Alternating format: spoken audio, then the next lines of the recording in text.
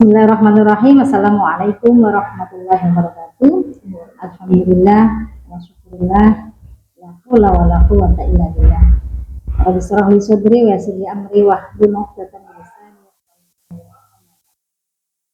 Pemirsa podcast Kurma Spensta Ramadan 1447 Hijriah dimanapun Anda berada, bahagia sekali saya Lilu bisa hadir kembali di podcast Kurma Spensta Ramadan 1447 Hijriah yang diselenggarakan oleh SMP Negeri 1 Talang, dan masih membahas tema-tema kajian keislaman berkaitan dengan kehidupan sehari-hari, sejarah, dan juga nilai-nilai inspirasi atau keteladanan dari para tokoh muslim dunia.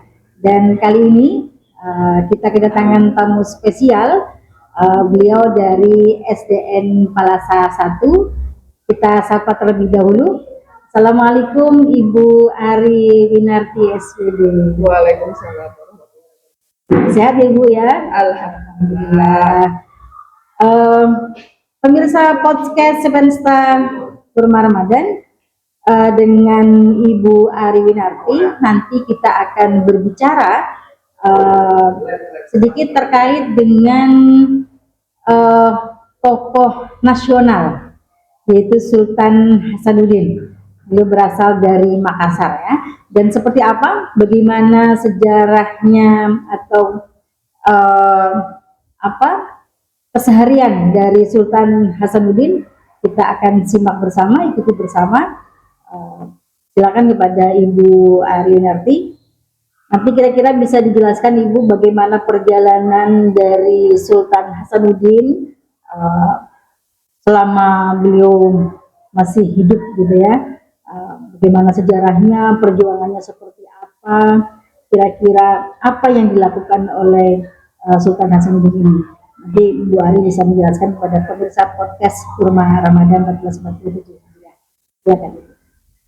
Ya, Assalamualaikum warahmatullahi wabarakatuh. Waalaikumsalam warahmatullahi wabarakatuh. Pada kesempatan kali ini saya akan sedikit memberikan gambaran tentang salah satu pahlawan nasional. Beliau adalah Sultan Hasanuddin. Sultan Hasanuddin itu memiliki nama yang cukup panjang sebenarnya, karena Sultan Hasanuddin itu bukan nama asli. Ya, beliau memiliki nama I Malombasi Muhammad Bakir Daeng Matawang Karaeng Bonto Mangape. Beliau lahir pada tanggal 12 Januari 1631 di Makassar. Beliau merupakan putra dari Sultan Malik Said yang merupakan Raja Goa ke-16 pada tahun 1653. Beliau juga diberi julukan ayam jantan dari timur oleh Belanda. Ya, Belanda memberikan Belanda yang memberikan julukan itu karena keberaniannya dalam melawan penjajah, terutama waktu itu adalah VOC yang ingin memonopoli perdagangan yang ada di Sulawesi. Kebetulan pada saat itu Sulawesi itu adalah jalur perdagangan yang cukup ramai, terutama pada waktu itu perdagangan yang dilakukan di sana itu terutama pada rempah-rempah.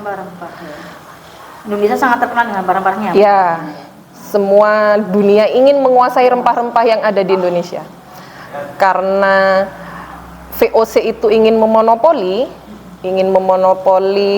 perdagangan yang ada di Goa pada waktu itu. Jadi Sultan Hasanuddin ini tidak mau, karena ketika Belanda berhasil memonopoli, otomatis itu akan merugikan masyarakat, terutama di Goa. Oleh karena itu, Sultan Hasanuddin di sini dia berusaha untuk menolak monopoli itu dengan cara tidak menerima apapun yang diinginkan oleh penjajah, oleh Belanda yang pada saat itu benar-benar ingin menguasai. Iya. Makanya kemudian dijuluki sebagai ayam jantan dari Ayam timur. jantan dari timur karena berani untuk melawan penjajah. Karena pada saat itu memang masyarakat tidak ada yang berani, takut. Terutama rakyat-rakyat biasa itu mereka takut untuk melawan. Seperti itu. Iya. Jadi karena merupakan salah satu masyarakat yang berani melawan penjajah gitu ya. Iya. Berani melawan Belanda ya. Kemudian Belanda menjulukinya sebagai ayam jantan dari timur. Betul sekali, Ibu. Setelah diberi julukan itu, kemudian apa saja yang dilakukan oleh Sultan Hasanuddin ini?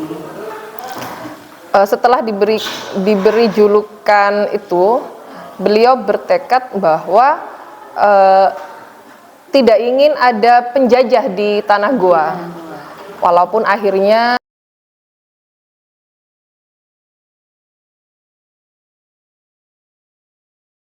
ketika itu Sultan Hasanuddin terpaksa untuk menandatangani perjanjian Bongaya. Oh, perjanjian Bongaya. Iya, karena pada waktu itu memang penjajah itu terus menjajah dan berperang. Pada saat itu memang kalah, akhirnya Sultan Hasanuddin itu terpaksa menandatangani perjanjian Bongaya walaupun tahu bahwa perjanjian itu sangat merugikan bagi masyarakat Goa. Sangat merugikan sekali. Tapi memang tidak ada jalan lain selain menandatangani perjanjian Bongaya itu. Iya, baik Ibu. Setelah ada perjanjian Goa, kemudian meskipun itu sangat berdampak tidak bagus gitu ya bagi masyarakat Goa gitu ya. Tapi ini adalah jalan yang terbaik barangkali yang dilakukan oleh Sultan Hasanuddin. Iya. Kalau misalnya bicara terkait dengan Sultan Hasanuddin, mungkin akan banyak muncul pahlawan-pahlawan lain begitu ya. Betul, Tapi, Ibu. Kira-kira nilai-nilai apa, nilai-nilai keteladanan apa yang bisa diambil dari kisah Sultan Hasanuddin ini? Iya, untuk nilai-nilai keteladanannya mungkin yang pertama itu adalah kita harus mencintai tanah air. Mencintai tanah air. Jadi kalau misalnya ada penjajah yang ingin menjajah tanah air kita harus berusaha semaksimal mungkin, bahkan mati-matian mungkin ya Ibu ya, untuk mempertahankan tanah air kita. Jadi jangan sampai penjajah itu menguasai tanah air kita. Itu yang pertama. Yang kedua yaitu adalah keberanian dalam melawan penjajah. Kalau misalnya ada yang ingin menjajah kita tidak boleh diam saja atau menerima begitu saja, tidak. Kita harus berani untuk melawan, bahwa kita itu tidak mau untuk dijajah, seperti itu. Yang ketiga yaitu adalah tanggung jawab. Kita bertanggung jawab dengan apa yang kita miliki, termasuk negara kita, termasuk sumber daya alam kita harus bertanggung jawab untuk melindungi itu dari penjajah, seperti itu. Ya, jadi cinta tanah air, kemudian tanggung jawab, kemudian bagaimana berani melawan. Yeah. Ya. Nah, untuk pada saat ini nih, Bu Ari, Gen Z ini kan dari nilai-nilai perjuangan tadi Sultan Hasanuddin, cinta tanah air, kemudian bertanggung jawab, kemudian berani melawan untuk para anak-anak di seluruh Indonesia, khususnya di Sumeneb, wabil khusus lagi di Kecamatan Talam untuk para siswa di sini ya. Kira-kira pesan-pesan apa yang ingin Ibu sampaikan terkait dengan 3 hal tadi itu untuk siswa, untuk anak-anak Gen Z, karena mereka kan ketergantungan dengan video dan lain sebagainya. Iya, benar. Cinta tanah airnya apakah bisa berkurang ya, karena dengan kondisi yang seperti ini gitu. Kira-kira pesan-pesan apa yang bisa disampaikan kepada anak-anak di seluruh Indonesia? Iya, untuk sekarang yang biasanya terkenal dengan Gen Z seperti yang Ibu utarakan tadi, Gen Alpha gitu ya. Gen Alpha, Gen Z, sementara kita ini masuk ke gen kolonial. Kalau saya masuk ke gen kolonial, Ibu. Oh, gitu ya. Jadi mungkin Yang pertama itu adalah kita harus berani untuk bersaing. Berani untuk bersaing. Karena sekarang itu kan persaingan itu sangat ketat, sangat ketat sekali. baik itu bersaing dalam hal yang dalam persaingan antar teman, tapi dengan hal yang positif seperti itu. Yang kedua yaitu adalah bisa menghadapi tantangan zaman. Bisa menghadapi tantangan zaman. Gadget itu memang tidak bisa kita pungkiri, memang tidak bisa kita pungkiri, tapi bagaimana caranya kita harus bisa mengendalikan seperti itu. Yang ketiga yaitu adalah menjaga harga diri. Menjaga harga diri. Menjaga harga diri ini yang agak sulit ini. Sulit gitu ya. Kalau dulu menjaga harga diri penjajah itu dengan berperang. Yang berperang. Kalau sekarang menjaga harga diri ini banyak macamnya ini Bu. Kalau sekarang ini untuk menjaga harga diri. Yang pertama dari sikap, perkataan, dan perbuatan seperti itu. Itu pengamalan dari salah satu iman gitu. Iya. Iman kepada mengimani gitu kan, iman rukun iman gitu. Dan sangat luar biasa sekali perbincangan kita hari ini Ibu ya, dan akan masih banyak hal-hal yang bisa disampaikan terkait dengan Sultan Hasanuddin. Tapi mungkin cukup di sini. Terima kasih Bu Ari Winarti. Sama-sama Ibu. Atas berkenan hadir di podcast Pensta Kurma Ramadan 1447 di SMP Negeri 1 Talangong.